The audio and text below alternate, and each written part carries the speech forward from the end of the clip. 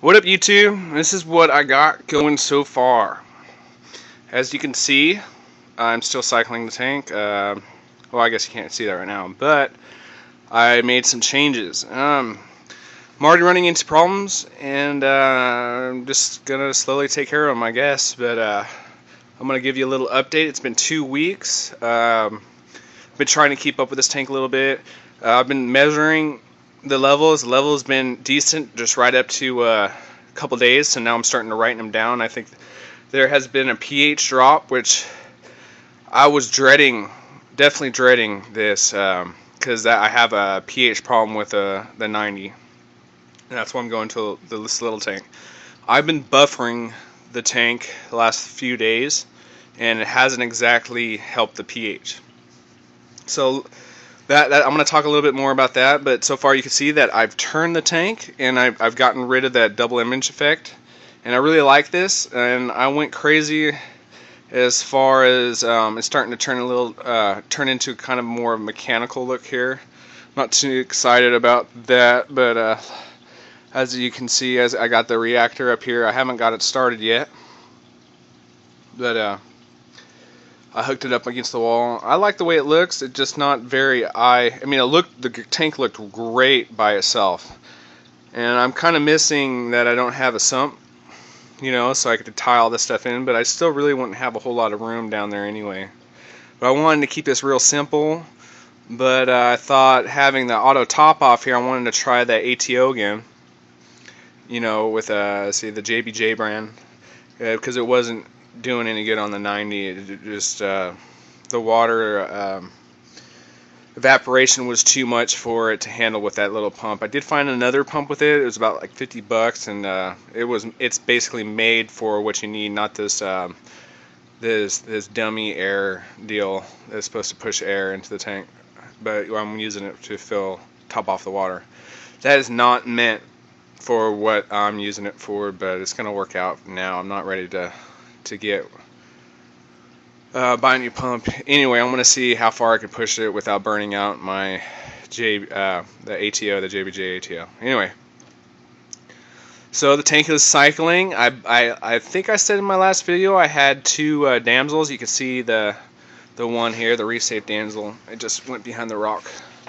I haven't done anything to rock. I haven't changed. Excuse me. I haven't changed the rocks around at all. I kind of like this escape, except there's not a whole lot of room to clean the sand or whatnot. I have a lot of ideas what I want to do. What I would like to do is put more sand in there. I don't know if it's too late or whatnot, or if I'm just going to do it anyway. But I would like to take sand out of the 90. But I was thinking about keeping the rock work in here and getting rid of the sand, so it's a lot easier to clean up after these guys and the bigger fish, because I don't know if I'm going to put a protein skimmer in there. Just want to do water changes.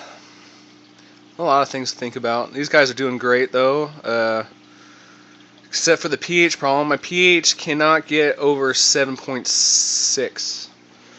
Okay, and that's what I'm having a problem. It's dropped down a little bit below that on here. And what I'm doing is I showed you guys the buffering, what I'm using for a buffer. And what it did, I'll show you guys. I've been doing it for the last few days. Okay. And let's see, I've done it last 3. Actually, I've done it 4 days, but I only documented 3. But what I'm doing is I'm going to write them down on this board. pH has been at 7.6, 7.6. I've been guessing because it was a little bit lighter color than it was. And now it's at 7.7. I want to say it even dropped below that here anyway. I know I should write it down, but I'm going to make sure I do that every day now. See what I can do. But by using that buffer, the alkalinity has been shot straight through the roof.